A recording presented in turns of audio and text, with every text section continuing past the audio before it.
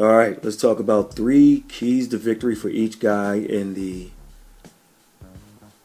Saul ALVAREZ versus Sergey Kovalev or Kovalev title fight coming up on November 2nd. Before I begin, let me just say 2 things. The next 2 videos I'll do this week, maybe even tonight, will be the conference calls. The Saul ALVAREZ conference call and the Sergey Kovalev conference call. I'll do those back to back. No, I'm not going to combine them because they were separate calls, so I'll do them back to back. And didn't get the chance to ask my question for Kovalev, which is the rehydration. See, I know that there's no catch weight, but is there a rehydration clause? And didn't get a chance. Also, Sergey told me he was going to listen to this video, and Team Alvarez said they were going to listen. Saul didn't say it, but I think they're going to listen. So, because both of them need to know what the keys to victory are. All right, so let's start with the champion. Caught you sleeping. Both of them are champions. Alright, so since it's left to right and you know how the promotions go, we'll begin with Saul ALVAREZ, who is 52 wins, 1 loss, 2 draws with 35 knockouts. He's the WBA Super, whatever that means, and the WBC franchise, whatever that means, middleweight champion. Okay, he's coming off an extremely close win over Daniel Jacobs. It was 115-113 on 2 of the official cards in Vegas, where he's the headliner and the cash cow.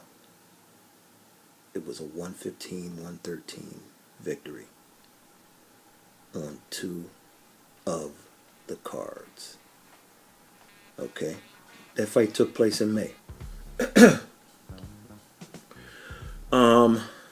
Boy, my voice, I tell you, voice was perfect all weekend and yesterday, and now when I want to do videos, it just betrays me. The first key for Saul ALVAREZ is to cut off the ring. He wants to get to Kovalev, and when he does, he has to not only cut the ring off, but then get inside and finally get off. ALVAREZ is at a reach advantage. His reach is 70.5 or 70.5 inches to Kovalev's 72.5 or 72.5 inches. Unofficially for both guys. Okay? ALVAREZ's challenge is to get in and do work once he's in there. ALVAREZ must close the gap to do this and get inside, where he'll have a huge advantage over Kovalev. ALVAREZ, you have a good jab, but not one as well as Sergey. Therefore, you must double your jab up and triple it up at times, as well as throw your jab to the head and chest area to find success. Once inside, you should rough Kovalev up, because Sergey doesn't have a clue most of the time on the inside. That's your domain. Let Sergey know it's your domain. You should also try to get Sergey to reach By doing so, you may create counter shot opportunities. If you can counter Sergey, it will negate Sergey's reach and the speed of his jab. Okay. The second thing Alvarez must do is stay busy. He likes to take rounds off because he runs out of steam a bit during moments in fights. He fades and looks for breaks. When he goes through these stretches where he's just moving and trying to get out of the way, he doesn't throw punches. Or if he does, he doesn't throw enough. In this fight, if Alvarez gets tired and hasn't gotten his second win, and Kovalev has, it could be key. Now, Alvarez is on a streak where he's really been aggressive. He was the aggressor in the second fight with Golovkin. He spotted Khan a few rounds, then started to attack. He was aggressive against Junior, and he attacked Fielding from the start and got him out of there early. Before that, it was Liam Smith and James Kirkland. Okay, had some of those fights gone further, I think Alvarez would have gassed. At least the Alvarez we know. Ironically, against a guy who puts more pressure on you than any of those guys, Golovkin, he didn't gas as usual. He also failed 2 drug tests in between those fights. So, I mean, draw your own conclusion. So, where was I? Had some of those fights gone longer, Alvarez historically would have probably gassed. I believe Sergey knows this. So Alvarez needs to not be too aggressive early unless he feels he can score the knockout. If not, he needs to be wise with his attack. Be patient, Saul. Kovalev is 36 years old, and he will give you opportunities to score. Okay? He's no longer the elite fighter he was a few years ago, whereas you are in your prime. Patience, with killer instinct in mind, may bode well for Alvarez. Okay? And speaking of attack, the third thing Alvarez needs to do is invest in body work. Hit Kovalev in the breadbasket as early and often as possible. You think Kovalev's weakness is body shots or body punching? Or taking, I should say, body shots? If you think that's his weakness, then try to exploit his weakness. Kovalev will be on his toes, and Saul, you need to get inside to work the body and wear KRUSHER down. You are a superb body puncher, and you will need to be effective with it in this fight. You should punch to the body when you have opportunities, including the jab down low. Finally, if all else fails, go to plan B. Some of you may not believe this, but I can envision it.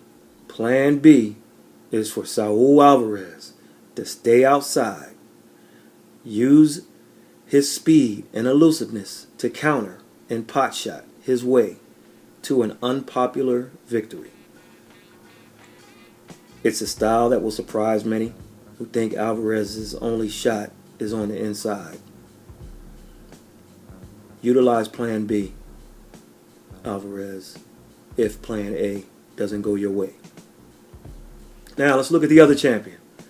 Sergey Kovalev, or Kovalev, is 34 wins, 3 losses. 1 draw with 29 knockouts. He's the WBO World Light Heavyweight Champion. And he's coming off a thrilling win over previously undefeated Anthony Yarde in August. It was the 17th straight title fight Sergey was in. 17th straight. Count it. Oh, boy. My voice. I'm sorry, guys. The first key for Sergey is to box, meaning box from the outside with a little movement. Sergey, you have height and reach advantages. You should use them. You have a top 3 jab in boxing and should keep your jab on Alvarez. You should double and triple it and move. Every once in a while, hold your ground and fire a big shot. Let a big shot go to keep Alvarez thinking. Let him know why they call you the Crusher. You should not get into a trade with him, but keep the fight at a distance. Your distance. Another reason Sergey should keep the distance and use some movement is because there have been some rumors about Saul Alvarez's knee. Okay? The knee is alleged to be causing problems and isn't in the best shape. Sergey, you should test it out and move a little bit after scoring from distance. Sergey's power is legitimate, and I think he's at his best when he boxes instead of looks for immediate knockouts. He usually catches opponents on the end of his punches with length. Think Tommy Hearns. Decent hand speed and power is his game. Saul Alvarez cannot cut the ring off like Gennady Golovkin. I think Sergey is faster, whereas Alvarez may be quicker. Or vice versa. I don't know. Maybe it's vice versa. Catch my drift. Second thing, Sergey should keep Alvarez at the end of his punches. He needs to stay active. He should not move just to move and waste energy. He is the boss at this weight class. He should show Alvarez he means business. Sergey, use your jab to set the table. It's your bread and butter. You throw it well, and you land it extremely well to the head as well as the body. It has given the jab every opponent he's faced trouble. And as well as Alvarez's jab is, it won't offset your jab, Sergey, if it's on. Use it like you've never done before. When Sergey moves, the key is not to square up. If Alvarez begins to see Sergey's shots coming, then he should do to Alvarez what Alvarez is going to do to Sergey. Invest in the body. Sergey should try to take the gas out of him as he's going to try to do Sergey. Sergey's IQ will carry him early, but as the fight progresses, Alvarez will see chances to strike back. Another way to keep Alvarez at the end of the punches is for Sergey to throw the lead right hand. He should use his second jab of his double jab to blind Alvarez while throwing his big right hand behind it. He should also try it from a couple different angles. Test to see how much speed Alvarez maintains while carrying his additional weight. The old man should take his time in there, have some fun, and mix it up. That's what this fight should be about for Sergey. Lastly, Kovalev needs to understand his own weaknesses. He needs to follow the script and steal rounds. Okay, that's 3 and 1. Okay, first of all, Kovalev, you must check your ego at the door. Yes, you fight at the bigger weight class. Yes, he may be the hardest puncher, or you may be the hardest puncher Alvarez has faced. Ego says you should try to teach the kid a lesson. However, Alvarez is a world-class fighter and seems to get better with almost every fight. So, check yourself. Although many thought he lost to both fights to Golovkin, he proved he can go 24 rounds and improve while doing so. Kovalev, you must also understand that while you're the perceived bigger man, you can't battle inside with Alvarez. You're not strong enough, and you don't have the inside game. You should box at a distance and try to win as many early rounds as possible. Steal as much as you can early on. Finally, Sergey, you need to follow the script. After being knocked out by Eleider Alvarez, Kovalev appeared to be finished. How many people wrote him off? He signed up with James Buddy McGirt, and the results have been indescribable. For Kovalev, at 36, let alone at any age, to get brutally stopped by Alvarez and come back to box his ears off in the very next fight is beyond words. It just doesn't happen like that in boxing. Then McGirt had him fight brilliantly against Yarde, but his moment as a trainer came after Kovalev was badly hurt after the 8th round against Yarde. The instructions between rounds allowed Kovalev to survive and eventually stop Yarde late. Listen to what I just said. Not many people believe Kovalev could score a late stoppage against a young lion like Yarde before the fight started. Before the fight, not many people thought Kovalev could score a late stoppage.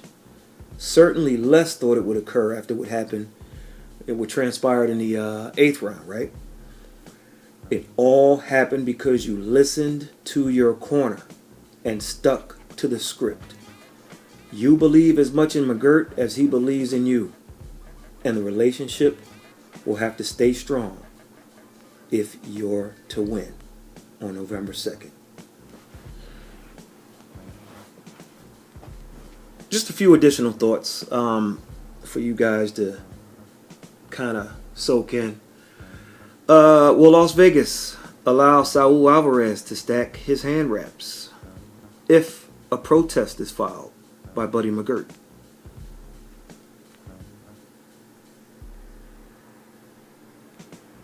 How will the judges score this fight? Let me break it down. In every fight that I could think of on the world-class level, outside of the knockout, well, even with the knockouts, I'm sorry. In every fight, there is always one judge whose scorecard is well off the mark in favor of Saul Canelo Alvarez. Adelaide Bird in the Golovkin fight, 118-110. Got to be kidding me.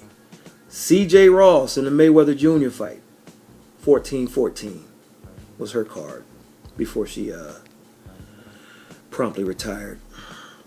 Glenn Trowbridge in the Amir Khan fight had it 49-46 Alvarez. No way. And Glenn Feldman for that matter. Dave Moretti in the Miguel Cotto fight, 119-109. Levi Martinez, or Martinez, in the Arislandi Lara fight, 117-111. No way. Stanley Christodoulou in the Austin Trout fight, 118-109. No, sir. In the Trout fight, we should have been more critical of Orange Schellenberger's card of 116-111, but we didn't even criticize the 118-109 card. In the Cotto fight, Burt Clemens turned in a 118-110 scorecard. No complaints.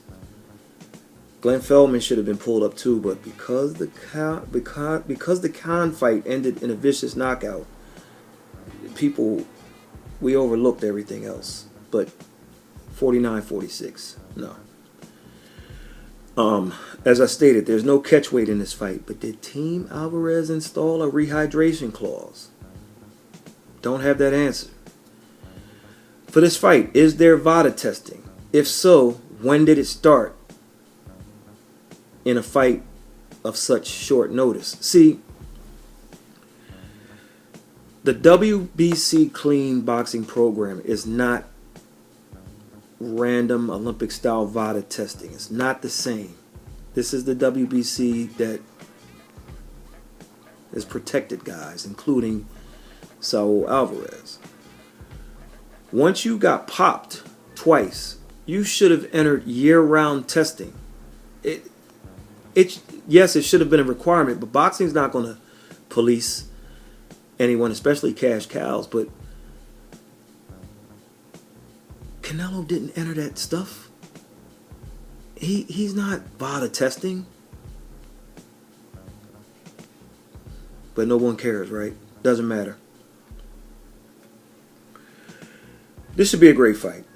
I like Kovalev's chances early, especially. However, let's see how he looks at the weigh-in. And let's see if there's a rehydration clause, which we may never find out. While I like Kovalev's chances, something tells me he'll fight fantastic for about half a fight. And then Alvarez's youth and skill take over as the 36-year-old fades. At least that's my initial thought. It could change by fight night. Stay tuned, folks. So as I stated, we'll have the Alvarez conference call, and then the Kovalev conference call after that. And then I'm going to see if I can do something on the Vozdik or Vozdik versus Beterbiev or Beterbiev fight. But I have to catch a flight to Dallas. And speaking of Dallas, I might stop by the Errol Spence Jr. gym and see if I can get some t-shirts for you guys. If I do, I'll chime in and see if I can get your sizes or whatever. Give out a couple t-shirts. I meant to get some when I was in Vegas.